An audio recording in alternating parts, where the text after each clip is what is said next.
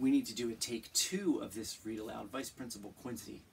There were a lot of dogs out for a walk this morning, and he needed a timeout. So we're gonna start this over.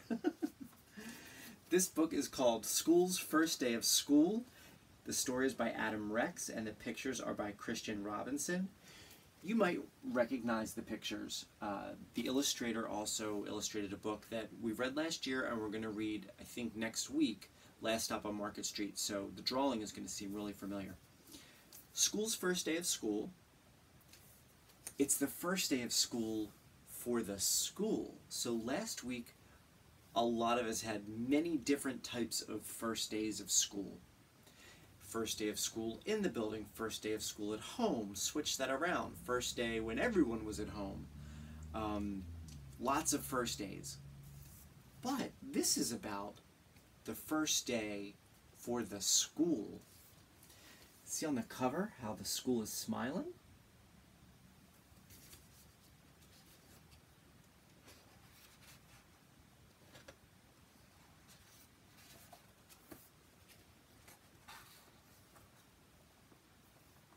That summer they dug up the big field and poured the foundation and set brick on top of brick until they built a school.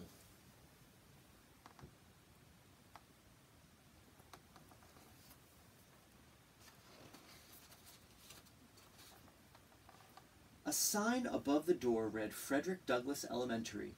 That's a good name for me, thought the school. School's still smiling.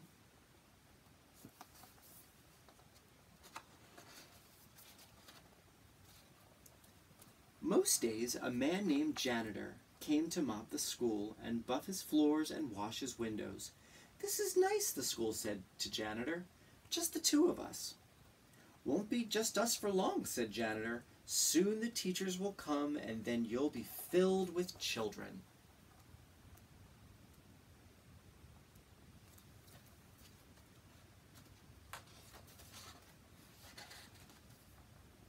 The school creaked. Children? All kinds of children. They'll come to play games and to learn. Oh, said the school. Will you be here? You'll see me after the school day is over, said Janitor. Don't worry, you'll like the children. But the school thought that Janitor was probably wrong about that.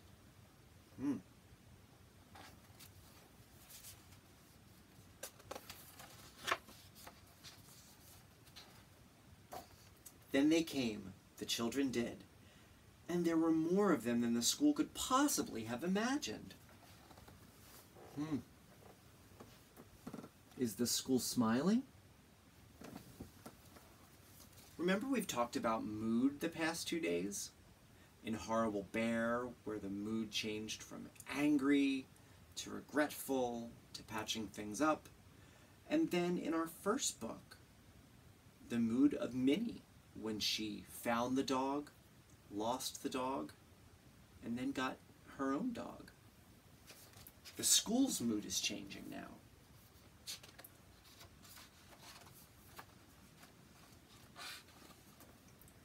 They got everywhere. They opened and closed all of his doors and lockers and drank water from his fountains and played on his jungle gym. So that's what that is for, thought the school. Can you imagine someone looking at a jungle gym for the first time and really not knowing what to do with it? Well, the school gets to see now.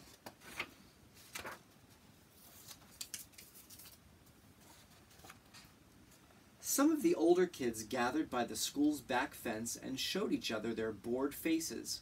This place stinks, said one, and the school gasped.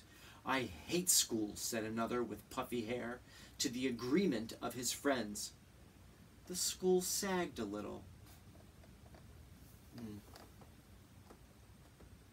How do you think the school feels about that? The kids are talking about him.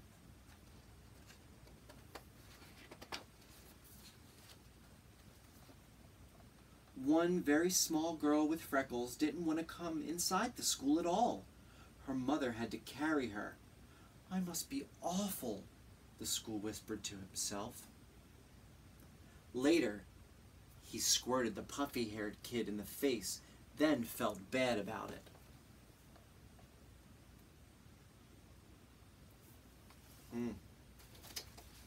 How is the school's mood changing based on what people are saying about the school, or how he thinks that little girl felt about the school? Is he starting to make some decisions that aren't really good decisions, like squirting that kid in the face?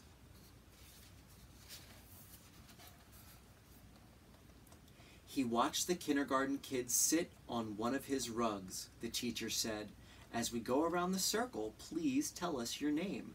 There was an Aiden, and a Max, and a Bella, and another Aiden, and an Emma, and a Caden, and a Chloe. Well, I have all those names in my schools. The small girl with freckles was next, but she wouldn't speak. She only stared at her shoes until the teacher moved on. "I don't like school," she whispered into her lap. Well, thought the school, maybe it doesn't like you either.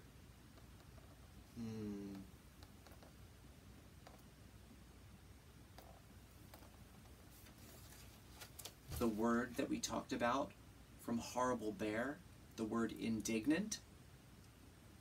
The school is getting indignant here when the little girl whispers, the little girl who got carried in from her mom, when she whispers, "I don't like school," the school, indignant, "Well, I don't like you."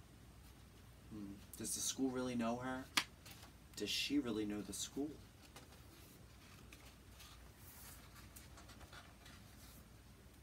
The children were in their chairs finally, but just as the school was starting to relax, his fire alarm sounded, and all the children exited and walked to the other side of the field and stared at him. He was so embarrassed. He held his door open for them when they returned. "Sorry," he said as the first children entered. "Sorry, sorry, sorry," he told them all, even the girl with the freckles.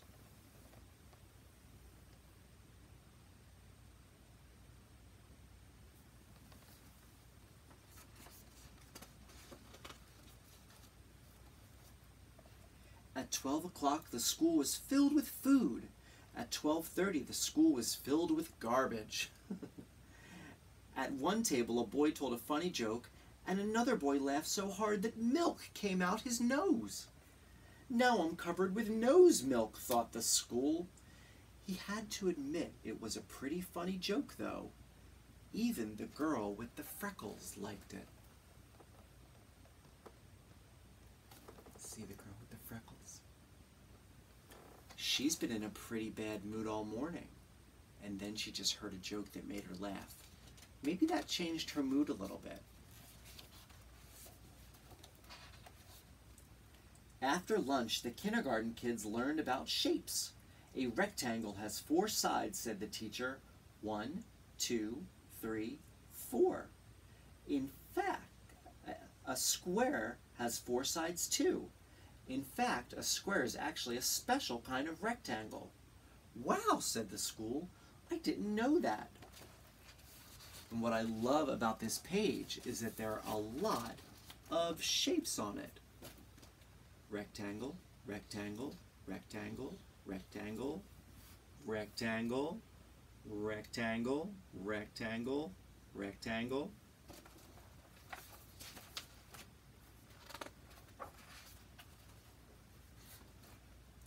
Afterward, the children made pictures with glitter and paste. The girl with freckles made a picture of the school.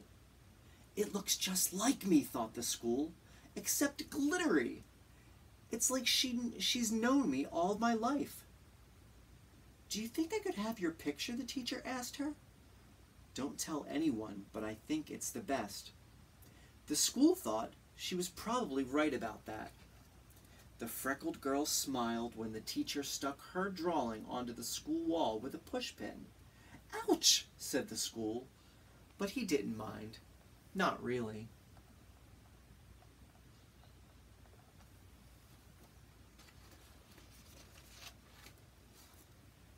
At 3 o'clock, the parents came to pick up the children.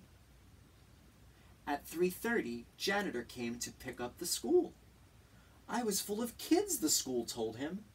and I heard a joke, and I accidentally had a fire drill, but everyone was nice about it, and I listened to a classroom and learned about shapes. How does the school feel? He's smiling again? You had a big day, said Janitor. Do you think, the school said, do you think you could invite everyone to come back tomorrow? Especially that little freckled girl? Janitor nodded. I'll see what I can do.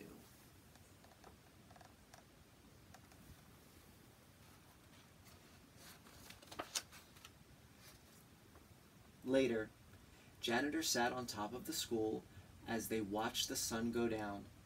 In the beginning, I didn't know what I was, said the school. I thought I was your house. Nope, said Janitor. I suppose some other place gets to be your house, the school said. Janitor nodded. That's true, but you get to be a school. That's lucky. And the school thought he was probably right about that.